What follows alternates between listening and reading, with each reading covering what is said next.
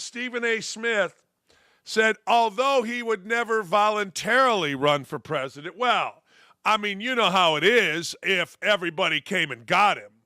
Because who doesn't want to hear some yelling idiots screaming at us? Oh, by the way, we already got that in President Biden. My bad. Anyway, if Stephen A. Smith, if the Democratic Party came to Stephen A. Smith of the Republican Party and said, hey, we need you to run for president, every white dude in America would be afraid to criticize his dumb ass, not me. Not me, because I don't need Stephen A. Smith, who was a failure in every area until Skip Bayless bailed him out and he found a niche scaring white guys in Building 4 on the ESPN campus, and then that became fairly popular. I'll also guarantee you he ain't the number one show, but he says he is, and that's all you need to do. But anyway, if he was called by the American people that vote him in, he would. And I can't say it. He reiterates that he would love to debate former President Donald Trump. Now, here's the deal with that. I have a very good friend. He was great friends with Barack Obama. In fact, I believe he was in Obama's wedding. When Barack Obama got into the presidency and had his first real foreign policy meeting where they actually told the president what was going on, not the briefings that candidates get, he called George W. Bush and apologized. And he told my friend, I told Bush I knew nothing about what I was talking about in foreign policy. I knew nothing. That's what I'm always trying to tell you. There's always a backstory. There's always something going on in sports, in politics, in life that you just don't know. I have a few theories on life, few sayings on life, and one of them is, when that front door closes at someone's house, you don't know what the hell that family's really like. True dat. Well, Stephen A. Smith, he can yell, he can scream, and he would probably be good in a debate because he could yell and he could scream. But he don't know his ass from third base when it comes to real stuff, foreign policy. What's going on really in the Ukraine? Tell me about Russia. What's going on? Why are we acquiescing to China? Why is the NBA acquiescing to China? Why are we so afraid to interject ourselves into race issues? What's real? Not screaming. So I get a kick out of it when guys like Stephen A. Smith get a little bit of a platform after being fired from every job he had. They get a platform, and this happens all the time at ESPN. And then you start believing your own bullshit. You do. You start believing your own bullshit. And next thing you know, not only are you a guy that's on TV debating other morons like Shannon Sharp, well, you also think you're good enough or smart enough or informed enough to be the president of the United States. Look, foreign policy, the economy, education, the border, public safety to our university, or to our country. Now, some would say, well, you know what? Trump was an outsider that handled it. Yeah, well, if you think that Trump didn't have a team of advisors getting him ready, you're crazy. If you think that Trump, because of his business experience, didn't have an inside edge on certain things, and if you think that Stephen A. Smith is anywhere near Trump in terms of knowing about this thing, you're out of your mind. But good for Stephen A. Smith, he thinks he can. It's really stupid. It's like anybody else saying, I could be shortstop for the Cubs, man. See, in my world, in Northwest Indiana, everybody could have, except the coach screwed him. That's the way the world works. Stephen A. Smith can say that. It's like Jim Harbaugh. Jim Harbaugh saying, we should have revenue sharing for the players in college, all the while making $9 million. Of course he could say that as he runs off to the NFL. Anybody can say anything, but here's Smith. I don't know if I would win. But if I was nominated and the American people said they needed me, I would go for it. If the American people need that jackass, then guess what? The country's in bad shape. I would never run for office, but I will say this. I did mean when I say what I said months ago. I would love to be in a presidential debate. I would love it. I would have a blast, especially if it was against Trump. Of course you would. Because you'd get to yell and scream. And you'd get to make no sense. He once got mad at me. He called my producer when I had him on my show, and he just started talking. I have no respect for anything he says about basketball. None. Zero zip. Some of the things he says about things are fine. But basketball, he don't know. So he's on my show, and he's yelling and screaming, and he's going on and on and on. And I'm like, hey, thanks a lot, goodbye. He calls back, says, well, I didn't get a chance to talk to the Pacers. And I said, well, that's because you talked about everything and nothing, and none of it mattered. I guess you could do that in debate. Here's the deal.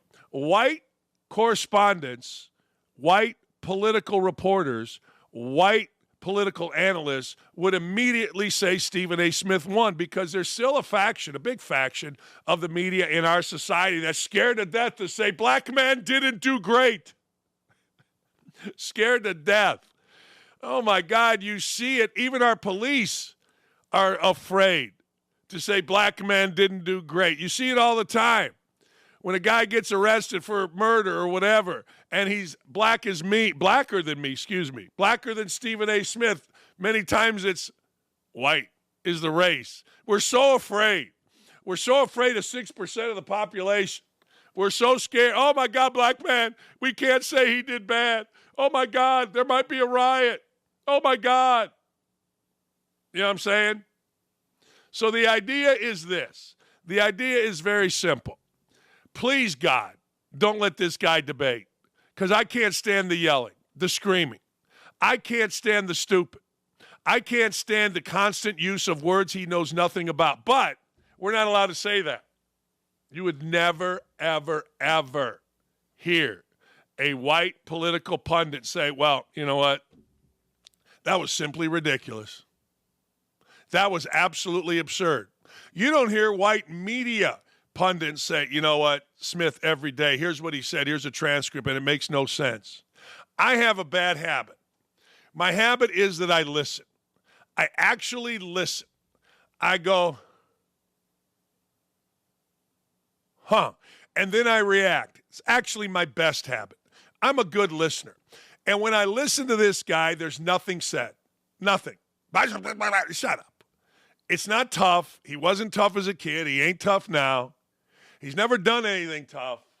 He acts tough, which always amuses me. I tell the story all the time.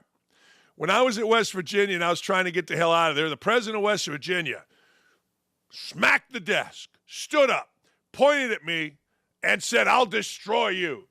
And I started laughing. Whenever anybody threatens me, I start laughing. And in my mind, I think to myself, how long would it take me to kick his ass? How long would it take me to knock his fat ass out? That's what I think when I hear Stephen A. Smith yelling and screaming.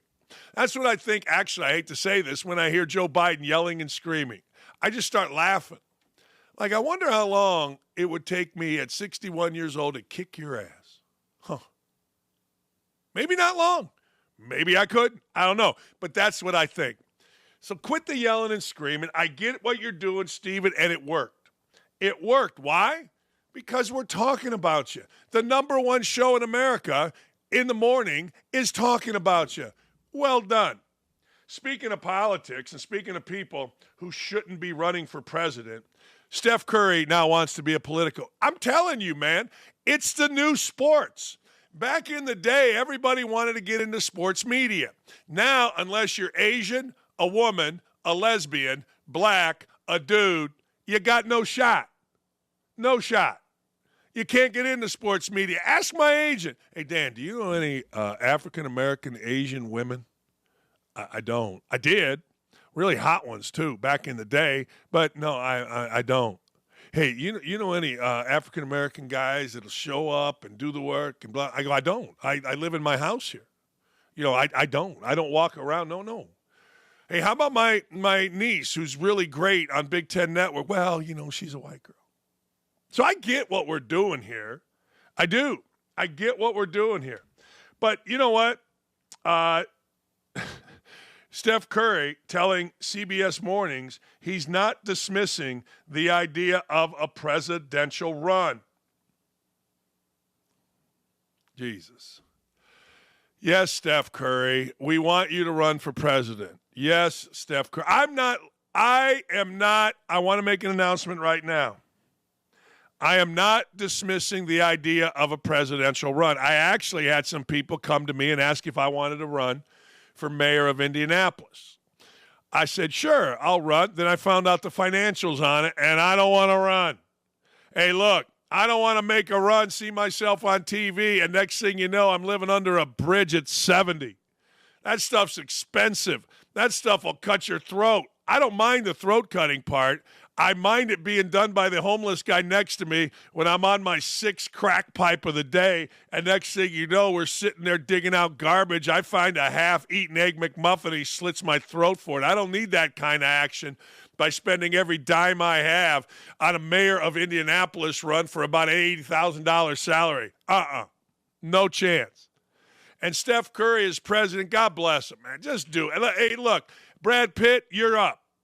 Let's get a good run for president. You know, all of this, obviously, got as exacerbated and accelerated when Aaron Rodgers became public that Kennedy Jr., RF Kennedy Jr., was considering him on a short list. But I want to go back to Curry. Let's go back to Curry for just a second. Here's Steph Curry. Man, I think I'll make a president. Let's hear from Steph Curry. Steph Curry for president. Thank y'all for welcoming us here. Yay, nay, maybe. Maybe. Do you have an interest in politics? I have an interest in leveraging every part of my influence for good in the way that I can. So if that's the way to do it, then I'm not saying the presidency, but if politics, that's maybe, but I'm saying if politics is a way that you can create meaningful change, or if there's another way outside of politics, that we can do. You're not.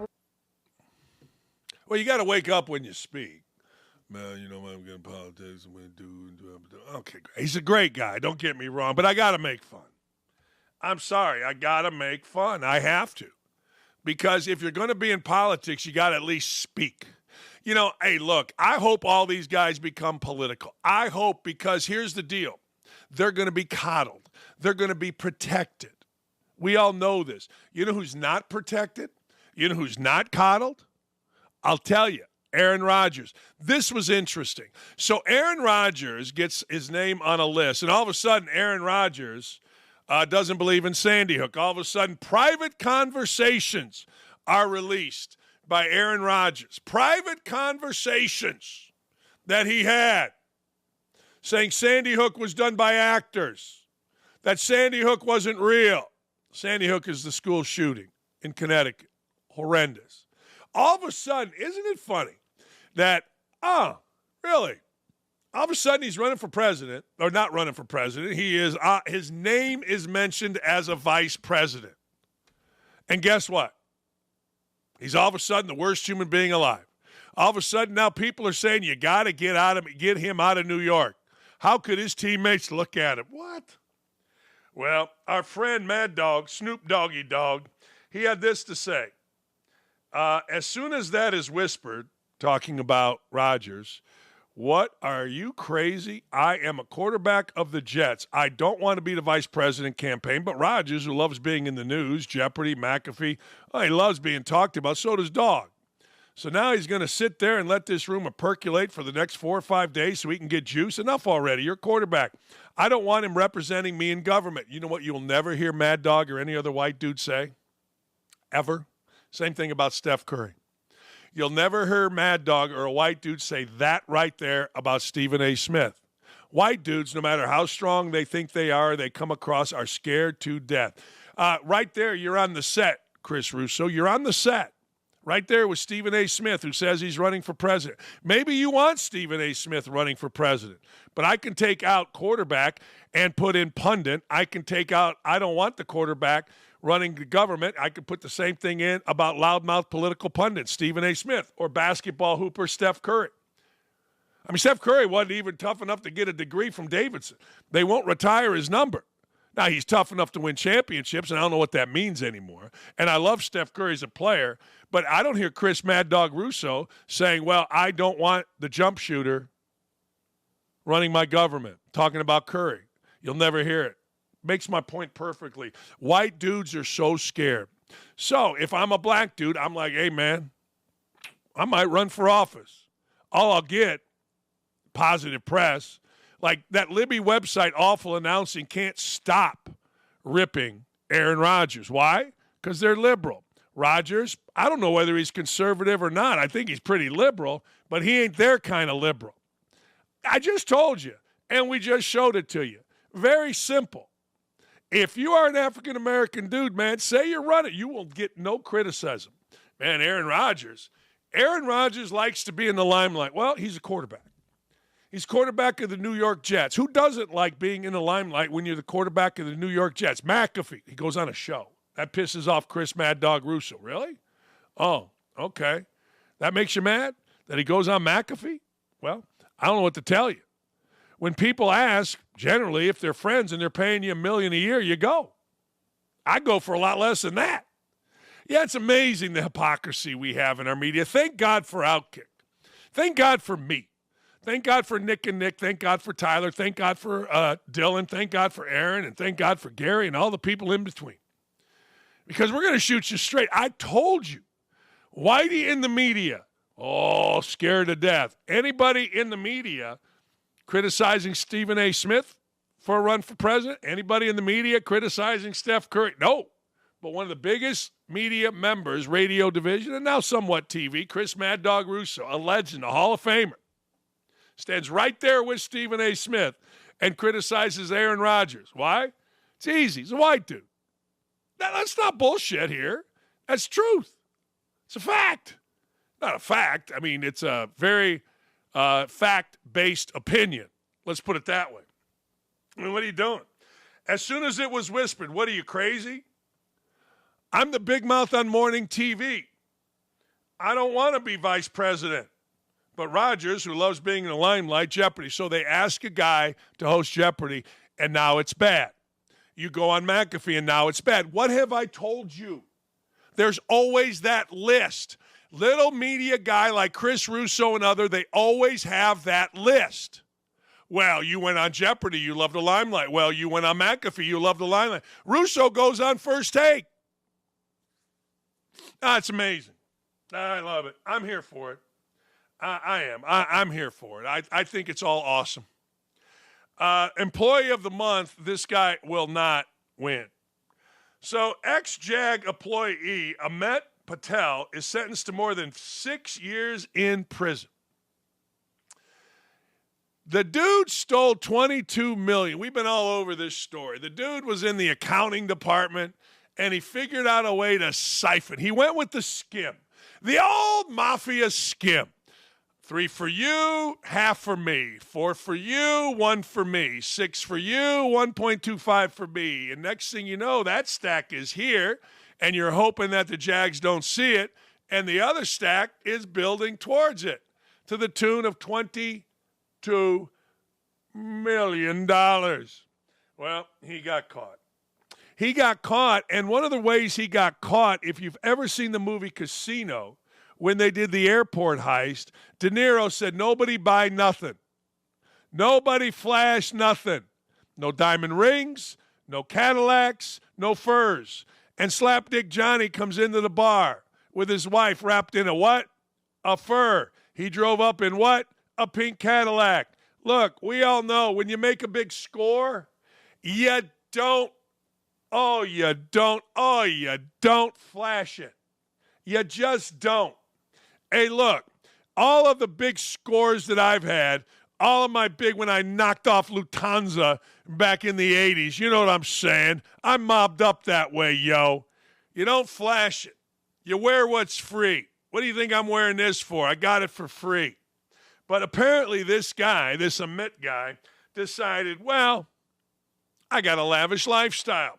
Prosecutors say Patel used the stolen money to fund a lavish lifestyle, gambling, chartering private jets, purchase of a private condo in Point Verde Beach, that's in Florida, sports memorabilia, cars, spa treatments, and other personal purchases. This is what I love. Patel spent $5 million on a life of luxury that included purchases like a 1996 Tiger Woods putter.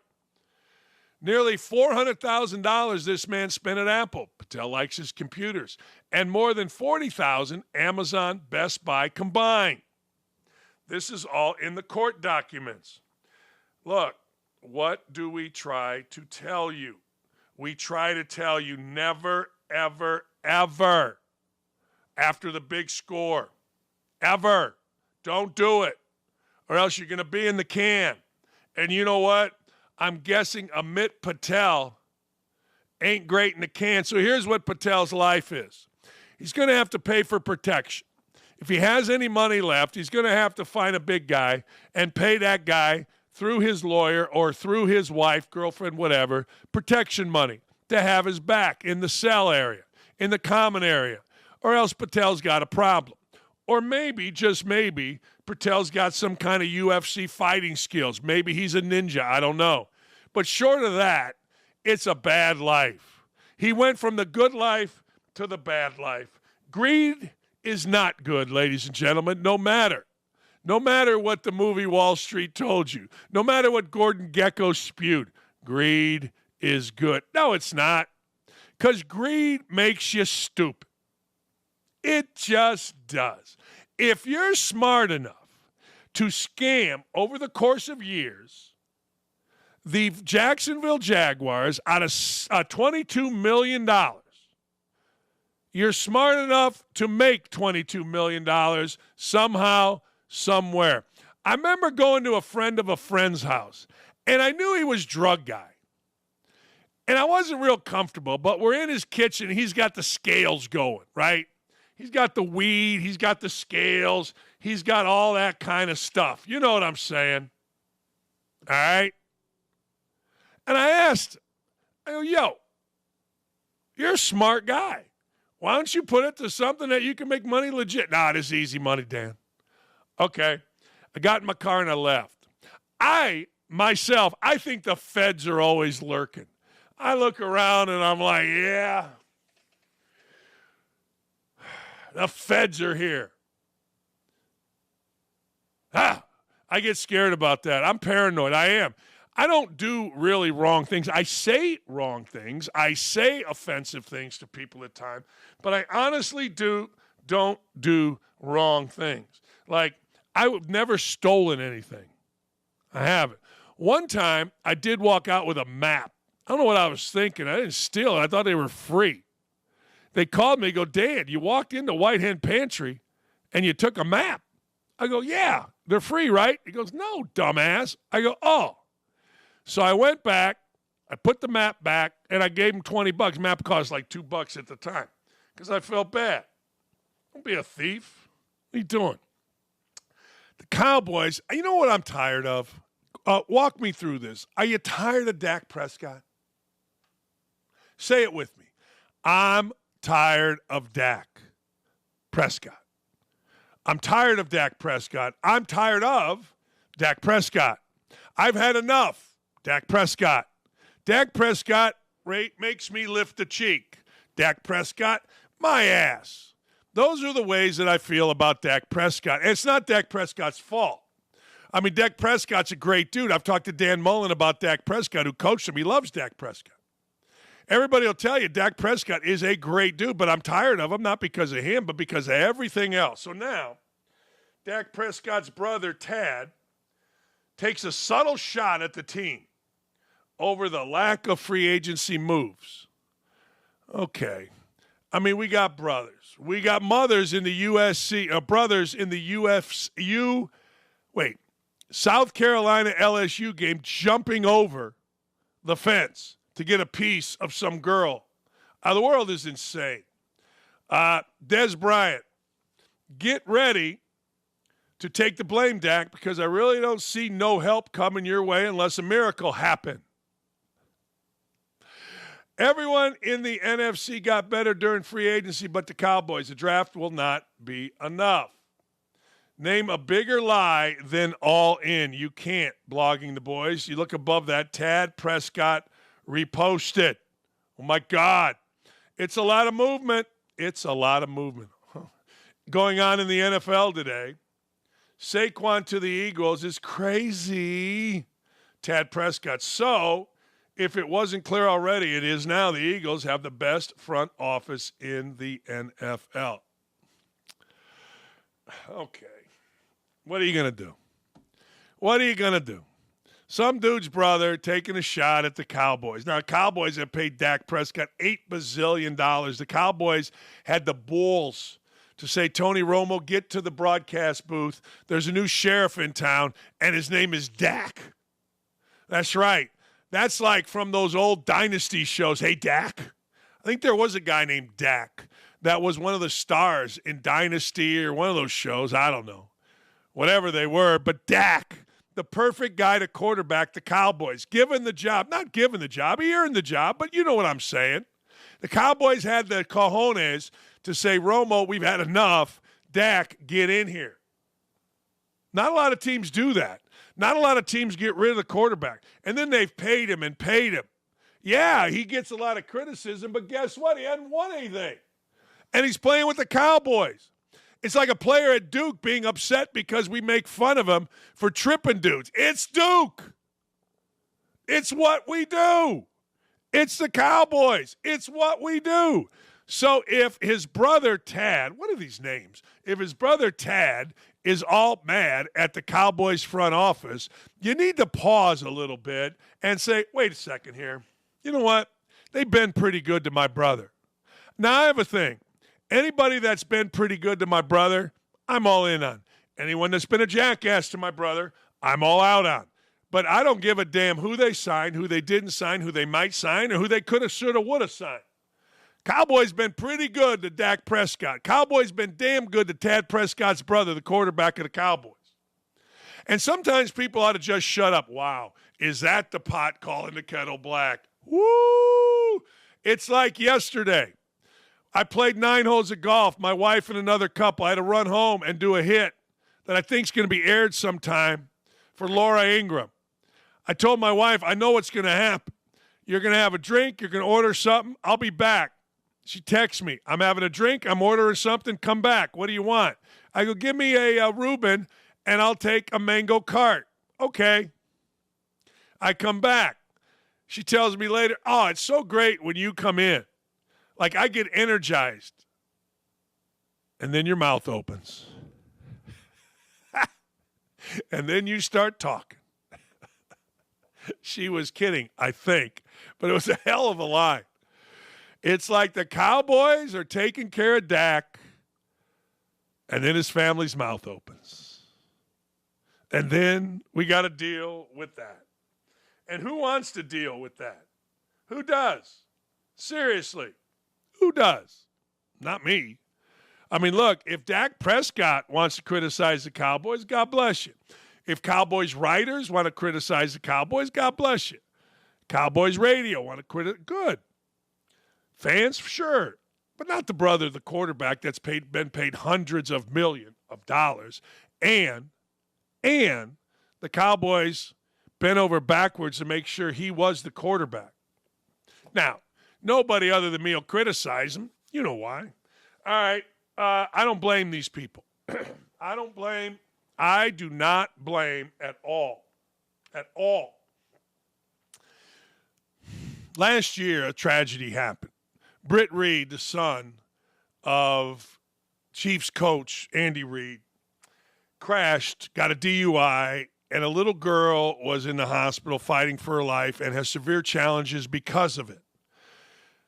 Well, Britt Reed got his sentence commuted. He was supposed to do a long time. He did a short time. And Britt Reed got out of jail. Now, there are those, including Dan Wetzel, I think, and I'll ask him about this, that said Britt Reed got to the front of the line because of privilege. His dad's a coach. He became a coach. He got a full-time job as a coach. Britt Reed then got to the front of the line, well, because of his ties to the Chiefs. At least that's what the family of the little girl say. Here's what they had to say. Look. Who are we talking about? We're talking about Britt Reed. He was assistant coach of the Kansas City Chiefs, and we're in Kansas City. If it was just me, just someone driving down the road, especially if I was drunk and slammed into his car, he had a child in the car, his child was injured, it would have been over for me. My whole life would have been over. We went to court. We were told, you're going to get justice. He's put away for a year. and about 3 months. We didn't get any justice. It's not enough. That's Felicia Miller, whose daughter was severely injured by Britt Reed after Britt Reed hit their car driving drunk. And when I say fan, I'm not talking about someone that casually watches them on TV. He's a guy that's a season ticket holder.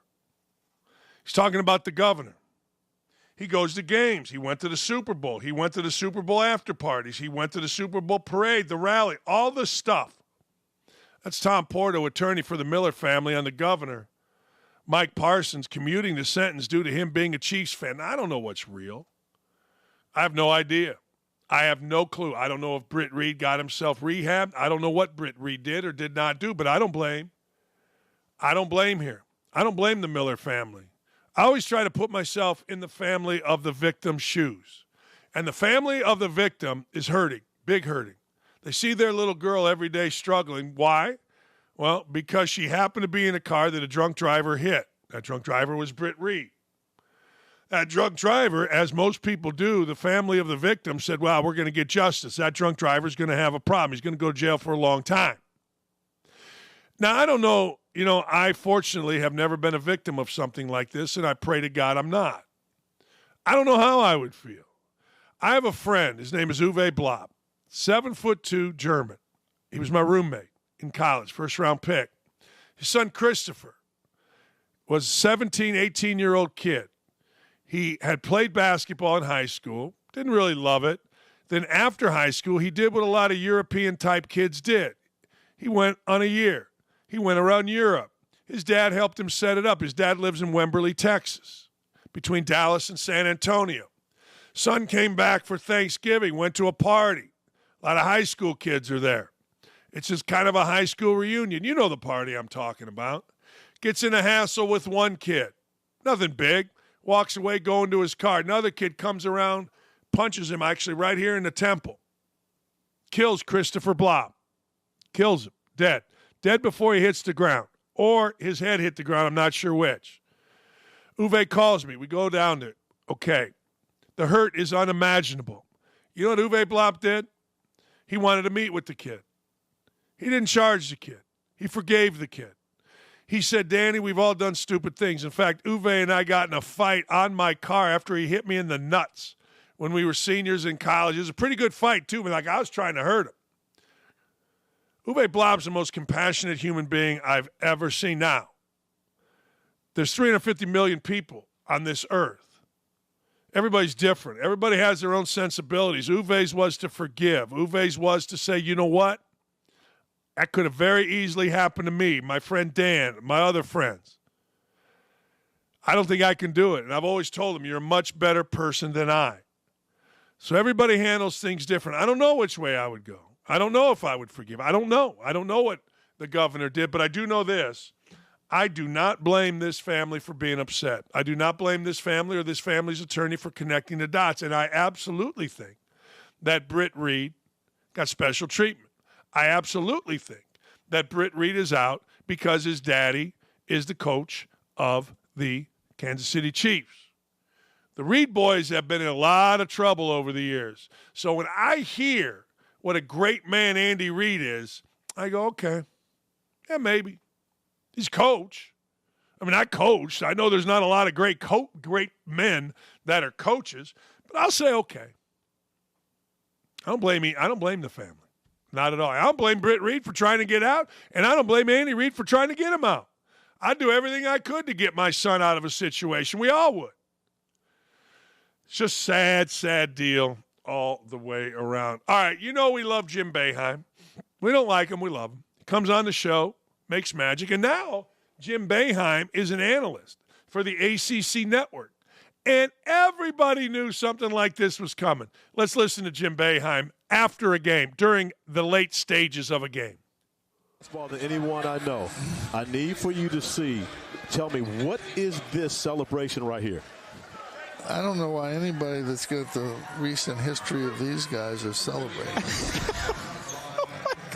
anything except I guess being here. I mean, that's it. That's all I can see. Ernest Ross signaling. Coach, those are the 3 goggles, Coach. I know what they are. But let's not celebrate until we win a game or two. 21 for Clark. So, Coach, when someone on your team, you're coaching, and Carmelo Anthony makes a big 3 in the corner, and one of his teammates puts on the 3 goggles, is it okay? Or it's okay because we probably won 8 or 9 games in a row. Okay, that's fair. All right. That's fair. It's celebration when you're down 20, like some of those guys do in football games or whatever. You know, celebrate that. Okay. Wait until you win. He ain't wrong. That's why I love him. You knew it was coming.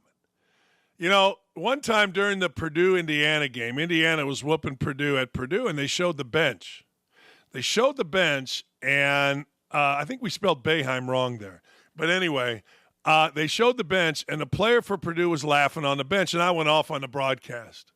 I went off. I think the kid got kicked off. Coaches look at the world different. The guy that's next to him is a guy named Corey Alexander. Was a really good player and a really smart guy. Went to Virginia. Players view it different. That's why only coaches should be broadcasters of college basketball games. There should be a thing that says only coaches. Seriously. I mean, I listen to players. I turn on the Big Ten Network, and this guy, Rafael Davis, if you want to know a statistic, he can give it to you. He can give it to you. I mean, he can give it to you like it's his job. Only coaches should be analysts.